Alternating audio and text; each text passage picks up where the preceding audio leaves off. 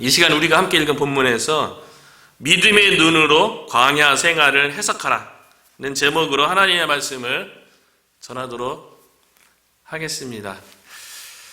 어제는 믿음으로 가나안 땅을 차지하라 라는 제목으로 설교를 했는데요.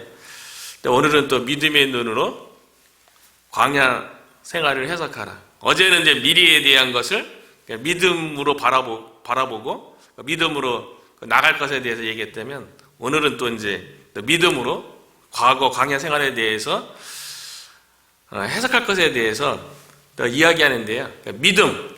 어제는 이제 믿음에 대해서 성경에 나와 있는 정의 가지고 이야기했다면, 그래서 히브리서 11장 1절이죠.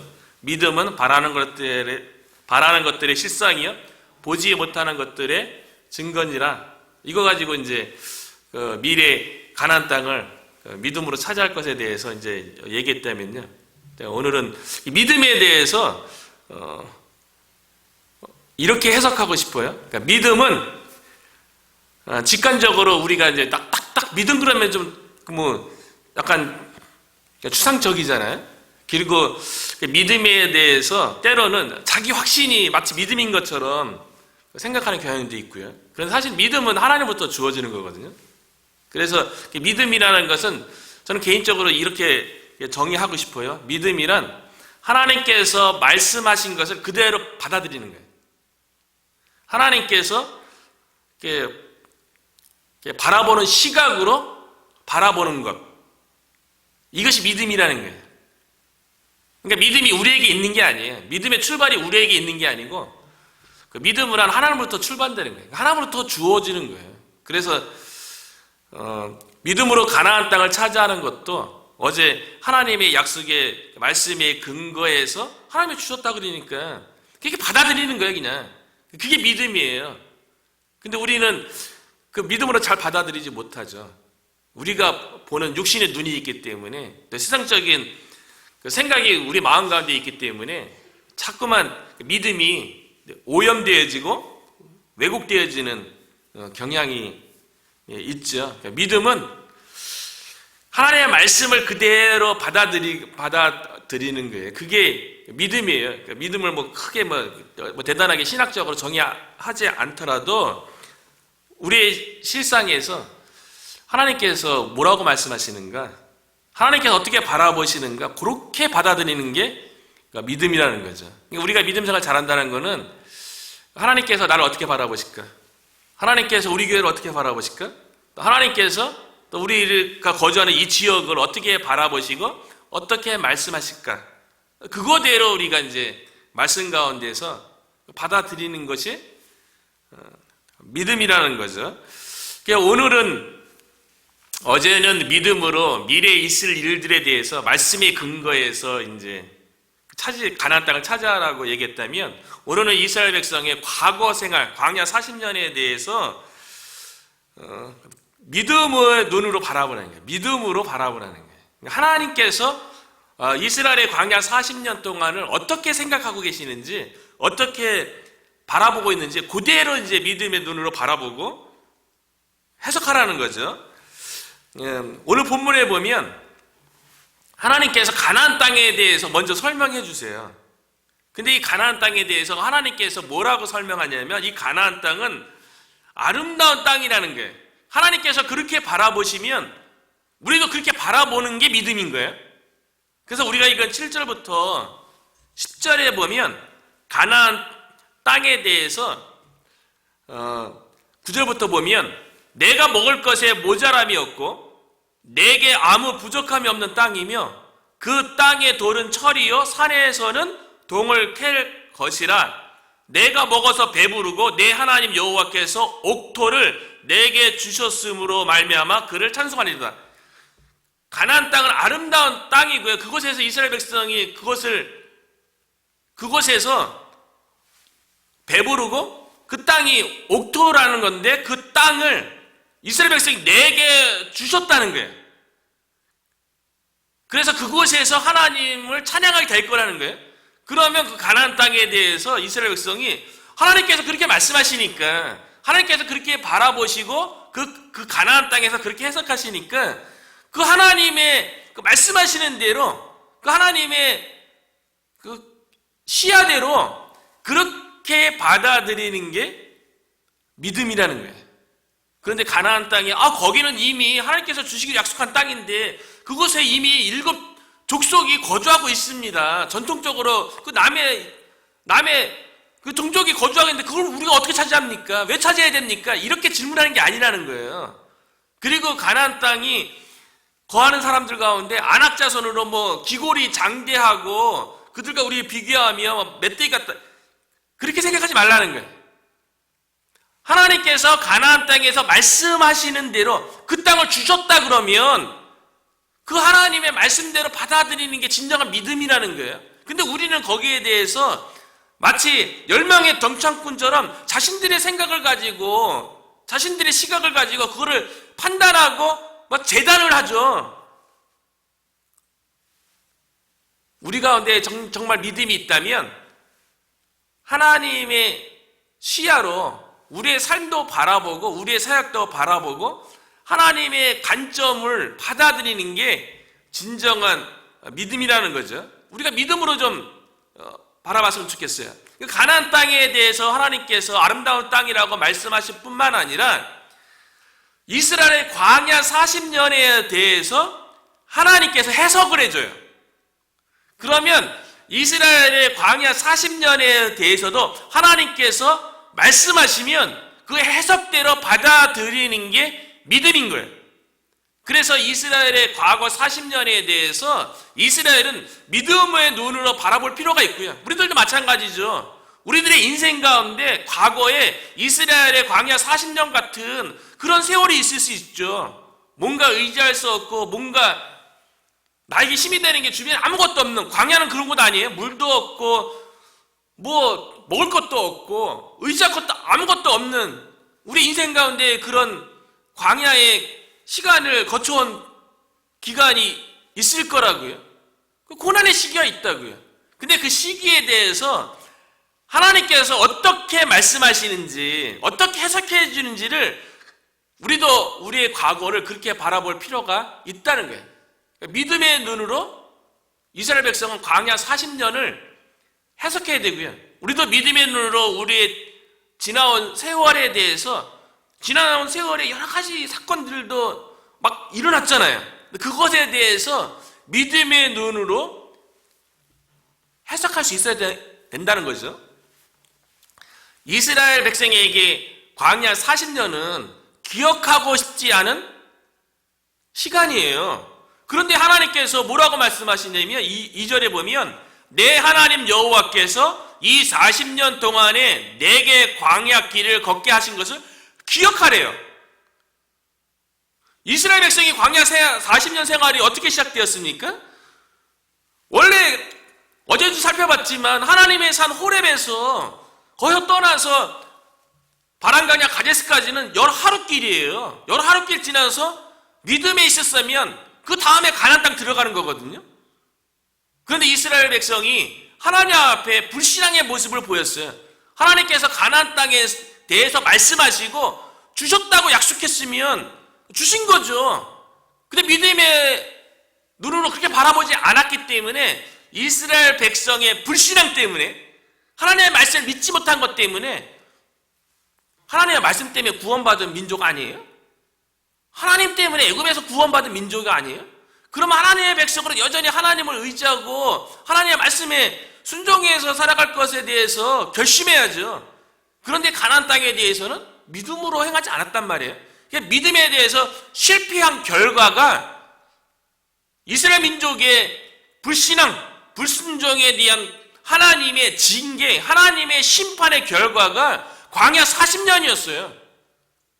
그래서 광야 뺑뺑 도는 거 아닙니까? 시내 광야, 바랑이 그 주변을 광야 생활을 믿음이 있었으면은 가나안 땅에 금방 들어가는 건데 믿음이 없어서 하나님의 징계로 광야 40년 세월을 지냈기 때문에 이스라엘 민족 입장에서는 자신들의 실패한 모습을 되돌아보는 것은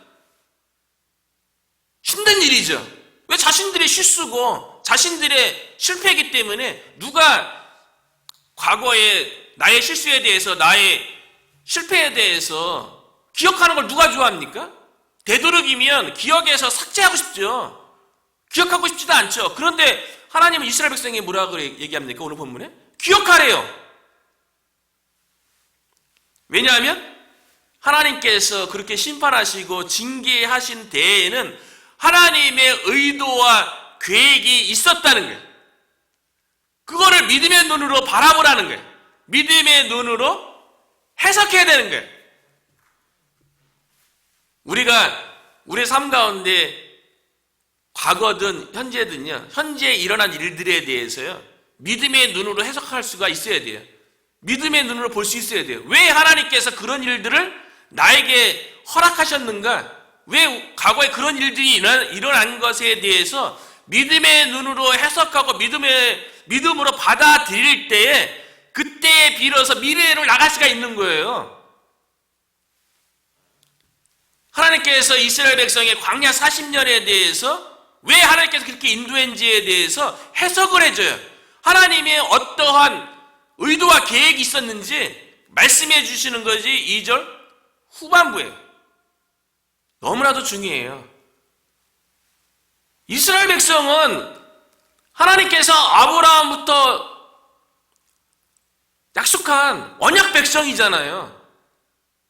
하나님의 자녀들이라고요. 그런데 그들이 실패했을 적에 광야 40년 지난 이 기간에 대해서 하나님께서 어떠한 의도와 계획이 있었는지에 대해서 2절 후반부에 보면 이는 너를 낮추시며 너를 시험하사 내 마음이 어떠한지 그 명령을 지키는지 지키지 않는지 알려 하심이라. 이스라엘의 광야 40년 그들의 실패에 대해서 하나님은 어떠한 계획이 있었냐면요, 이스라엘 백성을 낮추기 위한 계획이 있었다는 거예요. 겸손하게 하기 위한 계획이 있었다는 거예요. 우리들도 인생 가운데 광야를 지날 때가 있어요. 광야는 고난의 시간이죠. 그 무엇도 의지할 수 없고 그 무엇도 나를 도울 수 없는 그런 상황 가운데 놓여있는 기간이 우리에게는 광야의 기간인 거죠. 그런데 그런 광야 기간을 왜 하나님께서 허락하셨는가? 우리로 하여금 겸손하게 하기 위함이래요. 우리를 낮추시기 위한 훈련의 기간이래요. 그러니까 이스라엘 민족이 광야에서 40년 동안 방황했던 것은요, 그들이 높아지려고 했던 마음, 교만했던 마음, 하나님의 백성임에도 불구하고 종되었던 애굽 땅에서 하나님의 인도하심으로 구원받았음에도 불구하고 여전히 그들의 마음속에는 세상 것이 가득했던 거예요. 그들의 마음속에는 자기 자신을 의지하려고 했던, 자신의 힘으로 뭔가 다 할 수 있을 것처럼 여기는 그런 교만한 마음이 있었기 때문에 그런 마음을 제거하기 위해서 아무것도 의지할 수 없는, 아무것도 바라볼 수 없는, 그래서 오직 하나님만 바라보고 하나님만 의지해야 되는 그 광야의 훈련 기간을 40년 동안 하나님께서 허락했다는 거예요.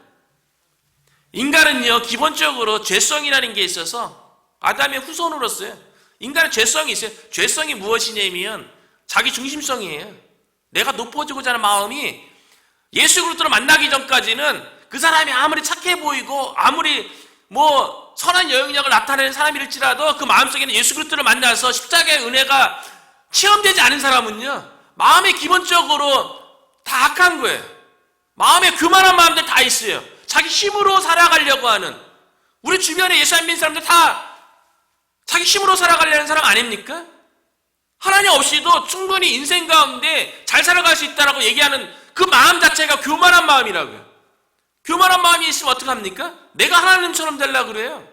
그리고 하나님의 이름을 나타내려는 게 아니라 자기 이름을 나타내려고 하고요, 하나님의 말씀에 대해서 정면으로 거부하고 대적하는 삶을 살게 된다고요. 그게 바벨탑 사건이에요.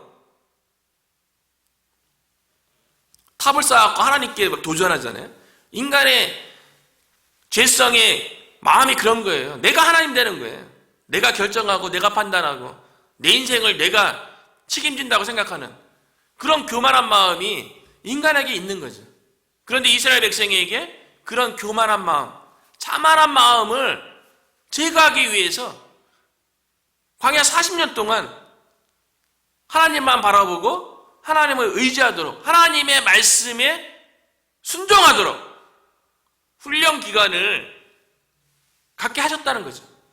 왜냐하면 교만한 마음은 잠언 16장 18절에 있는 것처럼요, 교만은 패망의 선봉이요 거만한 마음은 넘어짐의 아짭이니라. 이스라엘 민족이 교만하고 거만한 마음으로 가나안 땅에 들어가면 뭐합니까? 그 가나안 땅이 자신들의 나라인 것처럼 자신들의 나라를 세우려고 할 거 아니에요. 하나님의 백성임에도 불구하고요. 하나님의 백성은 하나님의 이름을 내고 하나님의 나라를 세워가야죠. 그래도 교만한 마음이 있으면 자신의 나라를 세우는 거예요. 그러니까 자신의 이름을 드러내려고 하는 거예요. 바벨탑 사건처럼요. 그래서 하나님께서 광야 40년을 통해서 낮추시고 겸손케 하셔서 오직 하나님만 의지하고 하나님의 말씀에 순종해야지만이 되는구나, 그거를 깨닫게 하기 위해서 광야의 고난을 40년 동안 허락했던 거죠. 그래서 시편 119편 71절에 보면 고난당한 것이 내게 유익이라, 이로 말미암아 내가 주의 율례들을 배우게 되었나이다. 고난 받기 전에 주의 율례를 배우면 얼마나 좋겠어요. 인간의 마음은 기본적으로 교만하고 거만하기 때문에 자기 스스로의 힘으로 살려고 하기 때문에 하나님의 말씀에 자신을 쳐서 복종하려고 하지 않는다는 거죠. 고난 당해야지, 내 힘으로 안 되는 것을 겪어봐야지, 내가 모든 걸 다 할 수 있는 게 아니구나, 내 뜻대로 다 되는 게 아니구나, 내 의지가, 내 능력이 꺾여져 봐야지 하나님을 찾고 하나님의 말씀을 비로소 배우게 되는 거죠. 그래서 하나님께서 광야 40년의 그 고난을 통해서요, 이스라엘의 교만한 마음을 완전히 낮추시고 낮춰서 그러기를 바라는 거예요. 하나님의 백성이라면, 구원받은 하나님의 백성이라면 자신을 죽이고 하나님을 찾아야죠. 그게 하나님의 백성이 살아가는 방법 아니에요? 그래서 3절에 보니까요, 너를 낮추시며 너를 줄이게 하시며 또 너도 알지 못하며 내 조상들도 알지 못하던 만나를 먹게 내게 먹이신 것은, 결국은 광야에서 먹을 게 뭐 있어요? 마실 게 뭐 있어요? 하나님께 기도해서 하나님께서 만나 내리고 반석에서 물 솟게 해서 하나님이 공급해 주시는 물을 마셨던 거 아닙니까? 그렇게 하신 이유는 사람이 떡으로만 사는 것이 아니요 여호와의 입에서 나오는 모든 말씀으로 사는 줄을 내가 알게 하려 하심이라. 광야를 경험해 봐야지, 고난을 통과해 봐야지요, 내 육신의 욕망대로, 내 육신의 능력대로 사는 것이 아니라 하나님의 말씀으로 사는 거구나, 하나님의 도우심으로 사는 거구나, 이것을 비로소 깨닫게 된다는 거예요. 이런 측면에서 보면 이스라엘 백성에게 광야 40년은 그들의 불신앙에 대한 하나님의 징계이고 심판이지만, 다른 측면에서 보면 축복의 시간이죠. 고난을 통해서 하나님의 말씀만, 하나님의 백성으로서 떡으로만 사는 거 아니라, 오늘날로 치면 그런 거죠. 우리가 직장 생활하고 돈 버는 거 돈으로만 사는 것이 아니라, 이게 더 피부로 와닿죠.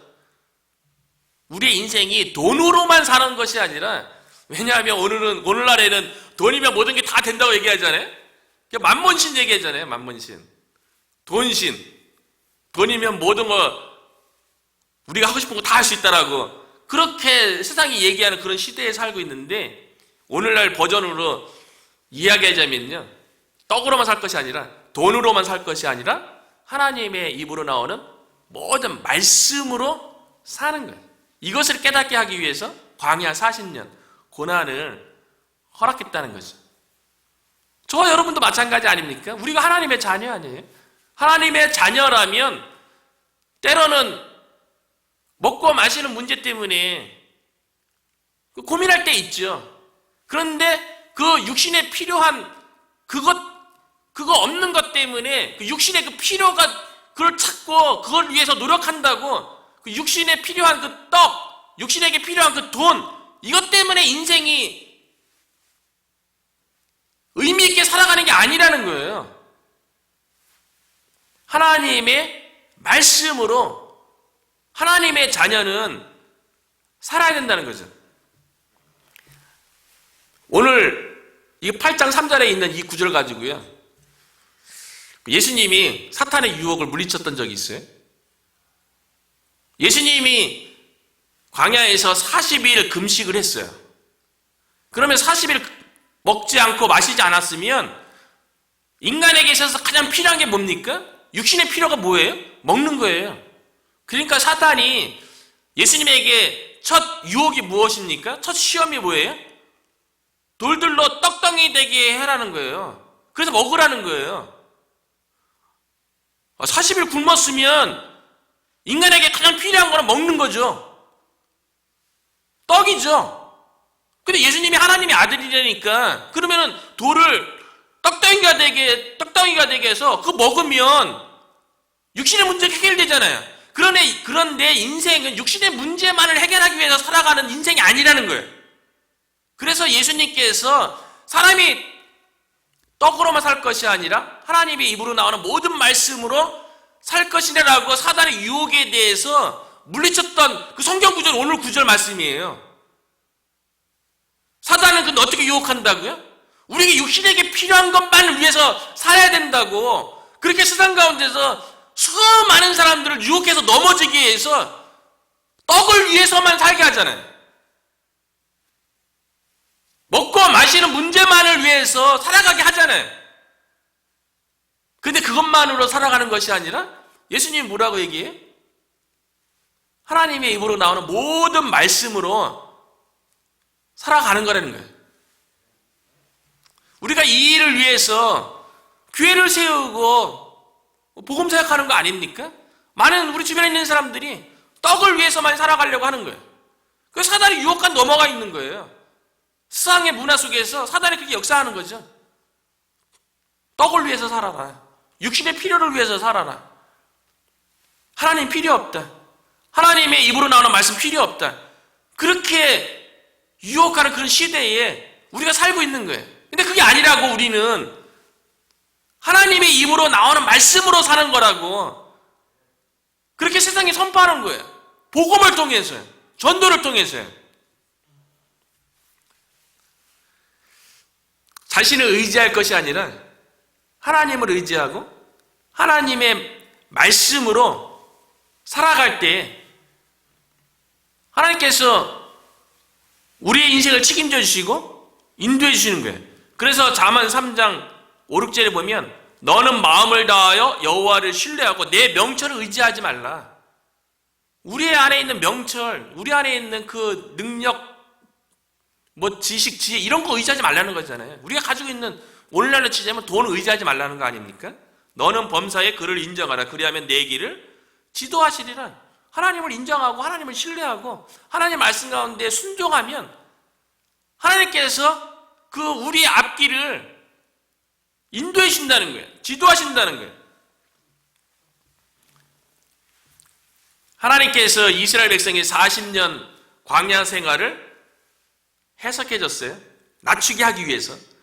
이스라엘 백성을 하여금 겸손하게 낮추게, 교만한 마음을 다 꺾어서 오직 하나님만 의지하고 하나님만 바라보고 하나님의 말씀으로만 살아가게끔 하게 하기 위해서 광야 40년을 훈련 기간으로 허락하셨어요.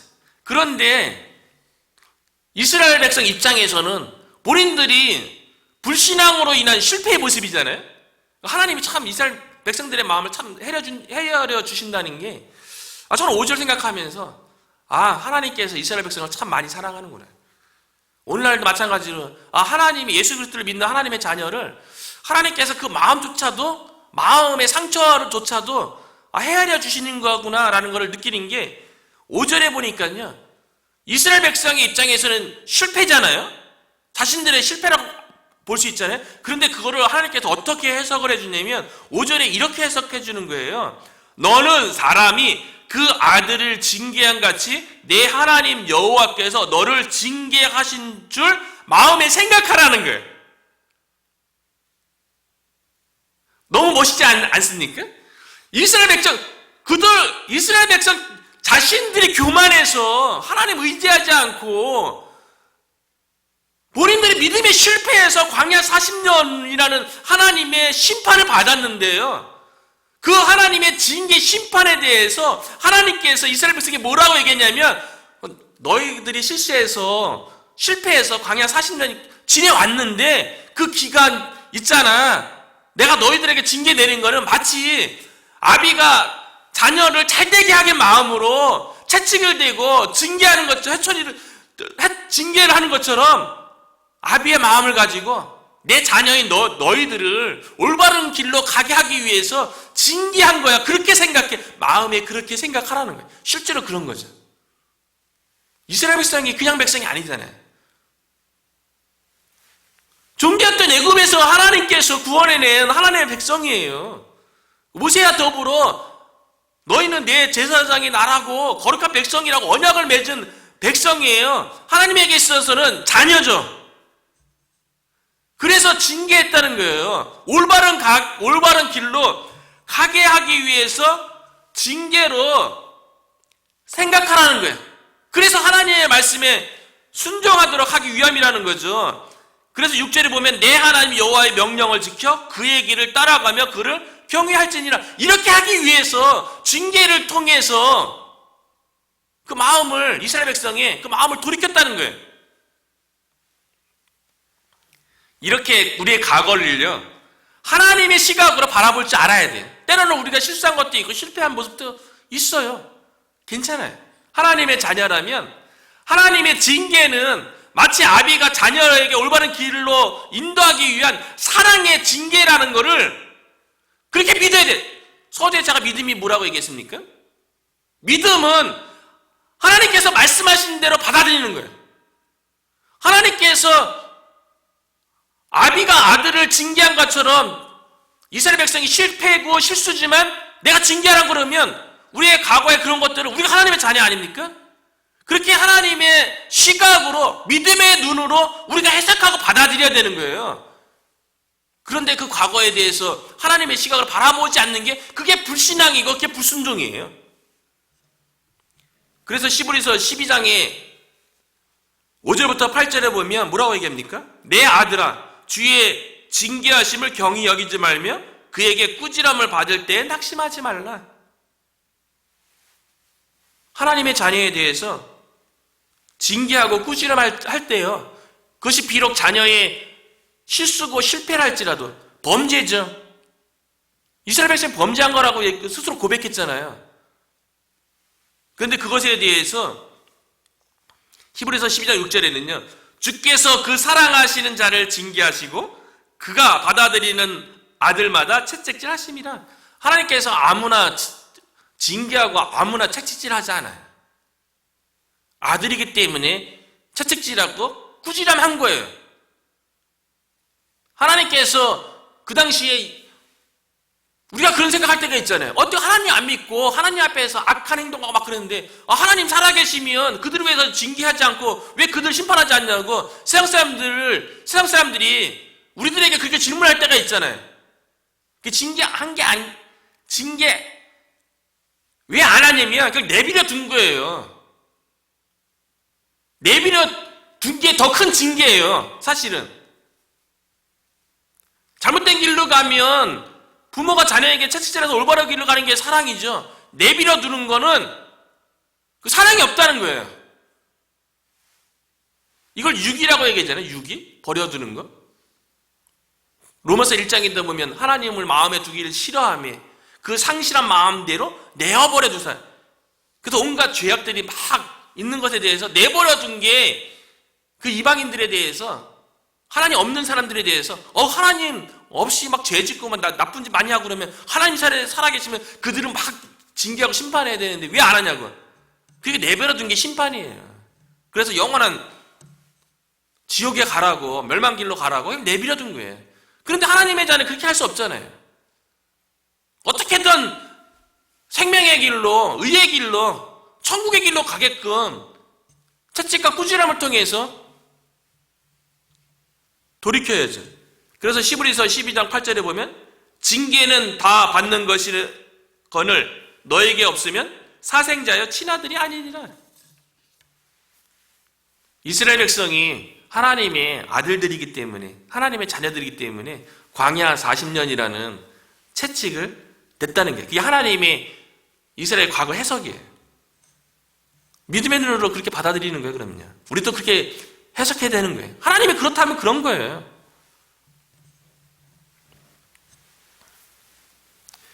그렇기 때문에 우리의 삶 가운데, 우리가 하나님의 자녀 아닙니까? 우리의 삶 가운데 지나온 과거에 대해서 믿음의 눈으로 해석할 필요가 있어요. 때로는 우리가 실수하고 실패한 모습이라 할지라도 그 가운데 하나님의 징계로 고난의 시간을 지나왔다 할지라도 그건 다 유익한 거예요. 하나님께서 우리를 올바른 길로 가게 하기 위해서, 하나님께서 우리를 쓰시기 위해서 그런 시간을 허락했다는 거죠. 그래서 로마서 8장 28절에 보면요, 우리가 알거니와 하나님을 사랑하는 자 곧 그의 뜻대로 부르심을 입은 자들에게는 모든 것이 합력하여 선을 이루느니라.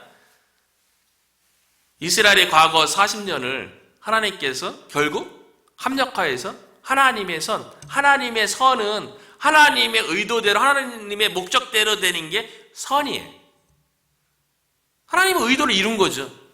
왜냐하면 이스라엘 백성이 낮아져서 오직 하나님만 바라보고 하나님의 말씀에 순종하게 되었기 때문에 그런 거죠. 우리가 믿음으로 우리의 삶을 과거뿐만 아니라 현재도 믿음의 눈으로 해석하는 것이 필요하다는 거예요. 믿음의 눈으로 자신의 삶을 잘 해석한 사람이 누굽니까? 대표적으로 전 요셉이라고 봐요. 요셉이 형들의 위협을 받아서 그 17살에 애굽의 노예로 팔리고요, 보디발의 집에서 종살이하고, 또 보디발의 아내에 의해서 또 성희롱죄로 감옥에 갇히게 되고, 여러 그 과정들에 대해서 요셉이 어떻게 해석합니까? 우리가 잘 알고 있잖아요. 그거를 믿음의 눈으로 해석하잖아요. 창세기 45장 5절에 나중에 형들이 양식을 구하러 애굽에 내려갔을 적에 요셉이 이렇게 얘기해요. 당신들이 나를 이곳에 팔았다고 해서 근심하지 마소서, 한탄하지 마소서. 하나님이 생명을 구원하시려고 나를 당신들보다 먼저 보내셨나니. 7절 8절에 보면 하나님이 큰 구원으로 당신들의 생명을 보존하고 당신들의 후손을 세상에 두시려고 나를 당신들보다 먼저 보내셨나니. 그런즉 나를 이리로 보낸 이는 당신들이 아니요 하나님이시라. 형들이 요셉을 시기해서 팔았잖아요. 그게 과거의 팩트 아닙니까? 그런데 요셉은 어떻게 해석합니까? 그게 아니라는 거예요. 하나님께서 보냈다는 거예요. 나중에 전 세계적인 기근 가운데 야곱의 가족뿐만 아니라 전 세계에 구원을 가져오는데 요셉을 하나님께서 사용하시기 위해서요. 믿음은요, 결국은 삶을 해석하는 능력이에요. 믿음이라는 건 삶을 하나님의 시각으로 해석하는 능력입니다. 우리의 과거뿐만 아니라 현재도. 하나님께서 우리에게 무엇이라고 말씀하시는지, 하나님께서 우리에게 어떠한 약속을 주셨는지 믿음의 눈으로 해석하고, 그 다음에 믿음으로 가나안 땅을 차지했던 것처럼 믿음으로 이 몽고메리 카운티 가운데서 우리가 복음으로 이 땅을 차지해야죠. 이 땅을 하나님의 나라가 임하고 하나님의 나라가 확장되도록, 그게 하나님의 시각이죠. 우리를 향하시는 하나님의 목적이죠. 그것을 위해서 우리를 부르신 줄로 믿어요. 그 하나님의 그 시야를 가지고 믿음의 눈으로 우리가 하나님께서 우리를 통해서 하실 일들을 바라보고 이 지역 가운데 쓰임받는 저와 여러분이 되시기를 주님의 이름으로 축원합니다.